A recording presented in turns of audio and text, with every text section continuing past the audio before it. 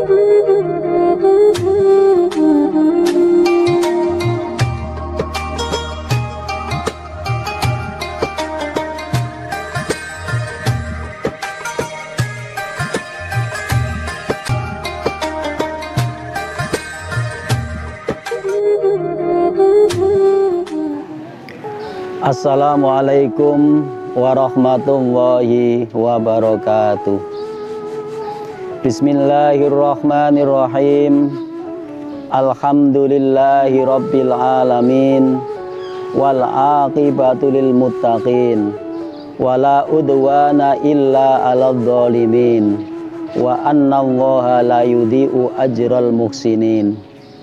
Asyhadu an la ilaha illallah wahdahu la syarikalah al malikul haqqul mubin wa asyhadu anna muhammadan abduhu wa rasuluh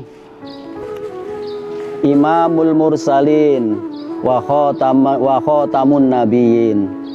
Allahumma sholli wa sallim ala sayyidina Muhammad wa ala alihi wa sahbihi ajmain. Qala Allah Ta'ala fil Qur'anil Azim, a'udzu billahi minasyaitonir rajim. Bismillahirrahmanirrahim. Innas sholata tanha 'anil fakhsya'i wal munkar. Wa qala Rasulullah sallallahu alaihi wasallam, awwalu ma yuhasabu bil abdu yaumal qiyamah as-sholat. Fa in sholuhat sholuha sairu amalihi wa in fasadat sairu amali. Amma ba'du. Yang kita muliakan dan selalu kita harapkan ilmunya, yaitu Bapak Profesor Dr. Kiai Abdul Ghafur, stakeholder dari Madrasah Aliyah Ma'arif 7 yang kami muliakan, dan pemirsa sekalian yang berbahagia. Pertama, marilah kita panjatkan puji syukur kehadirat Allah Subhanahu wa Ta'ala, di mana pada kesempatan bulan ini, tahun ini, kita bisa melaksanakan kewajiban berupa puasa dan ibadah-ibadah sunnah yang lainnya. Kemudian sholawat dan salam semoga tetap tercurahkan kepada junjungan kita Nabi Muhammad SAW. Pemirsa sekalian, sholat adalah merupakan perintah Allah yang sangat spesial sekali. Terbukti yaitu Nabi Muhammad SAW dalam menerima perintah sholat, yaitu dengan cara Allah memanggilnya Nabi Muhammad dengan cara Isra dan Mi'raj. Untuk itu di dalam melaksanakan sholat harus benar-benar kita perhatikan apa saja syarat dan rukun di dalam sholat. Maka pada kesempatan hari ini yang perlu saya tekankan adalah berkenaan dengan rukun sholat.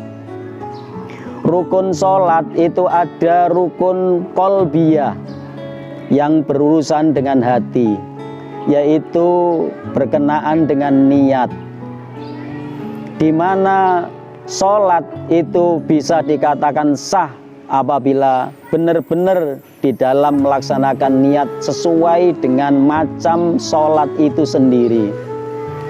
Yang kedua yaitu rukun qauliyah. Rukun qauliyah yaitu berupa rukun berkenaan dengan ucapan-ucapan di dalam sholat, yaitu yang termasuk rukun qauliyah adalah ada yang namanya takbiratul ihram, kemudian membaca Fatihah, kemudian membaca tahiyat, yang di dalam tahiyat itu ada sholawatnya, dan yang terakhir adalah salam yang pertama. Semuanya itu adalah rukun sholat yang berupa qauliyah yang harus dilafadzkan. Kalau sholat seorang diri, minimal telinganya sendiri harus mendengar dari suaranya itu sendiri. Di samping itu pula yang ketiga yaitu ada rukun fi'liyah, yaitu rukun yang berupa gerakan-gerakan, baik itu berdiri, rukuk, sujud, dan yang lain sebagainya. Itu semuanya adalah rukun fi'liyah. Maka dari itu yang perlu kita ingat bahwa di dalam sholat itu ada dua macam takbir. Yang pertama adalah takbiratul ihram, dan yang kedua adalah takbir intikal. Yang dikatakan dengan takbiratul ihram yaitu takbir yang pertama diucapkan di dalam sholat, di mana orang itu kalau sudah melaksanakan takbiratul ihram maka haramlah untuk berbicara dengan selain yang ada hubungannya dengan sholat. Maksudnya haram di situ adalah batallah sholat orang tersebut. Sedangkan yang namanya takbir yang kedua yaitu takbir intikal, takbir pindah rukun dari rukun satu ke rukun yang lainnya, dari berdiri ke ruku atau dari iktidal ke sujud, semuanya menggunakan takbir namanya takbir intikal, dan itu hukumnya sunnah. Tetapi di dalam melaksanakan gerakan-gerakan pindah, gerakan-gerakan tersebut semuanya menggunakan takbir intikal. Tapi dari ruku ke iktidal tidak menggunakan takbir intikal, tetapi menggunakan lafaz sami Allahu liman hamidah. Ada apa di balik itu? Semuanya menggunakan takbir intikal, namun di dalam setelah ruku ke iktidal menggunakan sami Allahu liman hamidah, itu ada cerita yang menjadikan terjadinya itu, yaitu suatu malam atau akhir malam menjelang subuh, berangkatlah sahabat Ali dengan begitu semangatnya untuk bisa berjamaah dengan Rasulullah di masjid. Begitu semangatnya sahabat Ali, namun di dalam tengah perjalanan di depannya sahabat Ali berjumpalah orang tua yang sudah renta sehingga berjalannya tidak begitu cepat. Sahabat Ali yang begitu sopannya, dan sahabat Ali adalah termasuk sahabat yang disebut sebagai babul ilmi, maka sahabat Ali tidak mau mendahului orang tua tersebut, sehingga berjalan pelan sambil mengikuti daripada gerakan orang tua tersebut. Sampailah di depan pintu masjid, ternyata orang tua tadi tidak belok ke masjid untuk jamaah, namun melanjutkan perjalanan dan terus. Setelah diselidiki, ternyata orang tersebut beragama Yahudi yang tidak mungkin berjamaah dengan Rasulullah Shallallahu Alaihi Wasallam. Selanjutnya sahabat Ali berbeloklah ke masjid dan masuklah ke masjid. Dikala sahabat Ali masuk ke masjid, menjumpailah sahabat Ali tersebut pada Rasulullah yang pada waktu itu Rasulullah sedang rukuk di rokaat kedua. Dan rukuknya Rasulullah di rokaat kedua dikala itu tidak sama dengan sholat-sholat yang lain, karena Rasulullah secara ilmu kenabian sudah tahu bahwa di situ ada sahabat Ali yang bergegas untuk menjumpainya, namun terhalang oleh orang tua tadi. Maka pada waktu itu Nabi Muhammad SAW kepalanya, punggungnya dipegang oleh malaikat Jibril yang telah diperintahkan oleh Allah Subhanahu wa Ta'ala karena menunggu sahabat Ali. Sedangkan malaikat Mikail diperintahkan oleh Allah untuk memegang matahari, sehingga matahari tidak bergegas ke atas. Kalau nanti bergegas ke atas berarti artinya menunjukkan waktu subuh telah selesai. Pemirsa sekalian, selanjutnya dalam perjalanan itu menjumpailah sahabat Ali di jamaah kedua, di rokaat yang kedua. Pemirsa sekalian yang dimuliakan oleh Allah, setelah sahabat Ali masuk ke masjid, ternyata sahabat Ali masih menjumpai Rasulullah di rukuk rokaat yang kedua. Pada waktu itu begitu senangnya sahabat Ali bisa berjumpa jamaah dengan Rasulullah, maka sahabat Ali mengucapkan Alhamdulillahirabbil alamin. Rasulullah yang mendengarkan ucapan rasa terima kasihnya, bersyukurnya sahabat Ali dengan ucapan Alhamdulillah, maka Rasulullah menjawab dengan jawaban Sami Allahu liman hamidah. semoga Allah menerima orang yang memuji kepadanya, yaitu berupa ucapan alhamdulillah yang diucapkan oleh sahabat Ali. Setelah itu Rasulullah tidak mengucapkan Allahu Akbar, namun gantinya menggunakan lafaz sami Allahu liman hamidah, doa mendoakan orang yang memuji kepada Allah, yaitu sahabat Ali. Sehingga peristiwa itu para sahabat setelah sholat bertanya, kenapa ya Rasulullah kok rukuknya tidak seperti biasa? Akhirnya Rasulullah menceritakan itu semuanya. Dari peristiwa ini maka dapat diambil hukum secara fikih, yaitu apabila ada makmum masbuk masih menjumpai imam, dikala imam itu masih bisa bersama-sama dengan makmum di rukuk itu, maka makmum tersebut masih terhitung di rokaat tersebut. Sehingga pada waktu itu sahabat Ali masih menjumpai satu rokaat bersama dengan Rasulullah Shallallahu Alaihi Wasallam.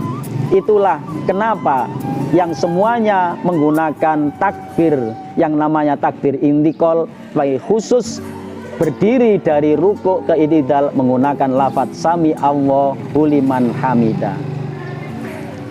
Pemirsa sekalian, di dalam melaksanakan sholat setiap rokaat itu hampir satu kali. Contohnya yaitu ketika berdiri dalam satu rokaat satu kali, kemudian rukuk juga satu kali, membaca Fatihah pun juga satu kali. Tapi khusus untuk sujud itu 2 kali. Itu ada peristiwa yang melatar belakanginya, yaitu ketika Rasulullah Shallallahu Alaihi Wasallam melaksanakan Isra Mi'raj. Dikala itu Nabi mengetahui para malaikat melaksanakan ibadah sesuai dengan perintah Allah Subhanahu wa Ta'ala, sehingga ada malaikat yang khusus hanya untuk berdiri.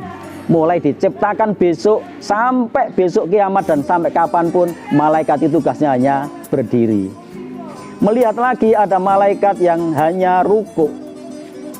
Mulai dibuat besok sampai kapanpun malaikat itu kalau rukuk ya semuanya hanya rukuk.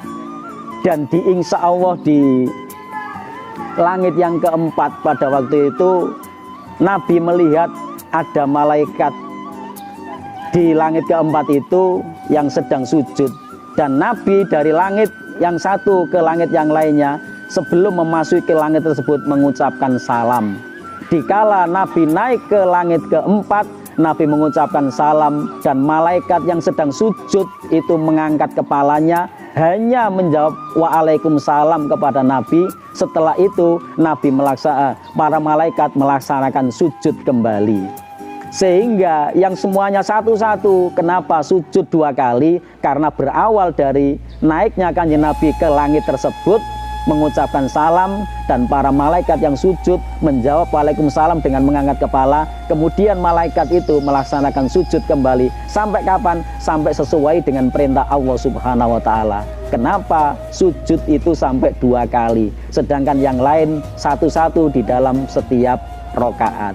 Pemirsa sekalian yang kami muliakan, itulah diantaranya kenapa. Pemirsa sekalian, selanjutnya berkenaan dengan tahiyat. Itu juga ada peristiwa yang melatar belakangi dari semuanya itu. Setelah Nabi melewati beberapa langit tadi, dengan peristiwa melihat beberapa malaikat yang melaksanakan tugasnya hanya sendiri-sendiri. Ada yang berdiri, ada yang sujud, ada yang seperti tahiyat dan seterusnya. Itu menunjukkan bahwa malaikat tugasnya hanya seperti itu saja. Lain daripada manusia. Manusia bisa rukuk, bisa sujud, bisa tahiyat dan lain sebagainya. Itu menunjukkan bahwa manusia apapun bisa dilakukan. Maaf juga termasuk hal yang kurang baik pun juga dilakukan, karena itu adalah manusia. Lain daripada malaikat. Kalau malaikat hanya tugasnya satu persatu.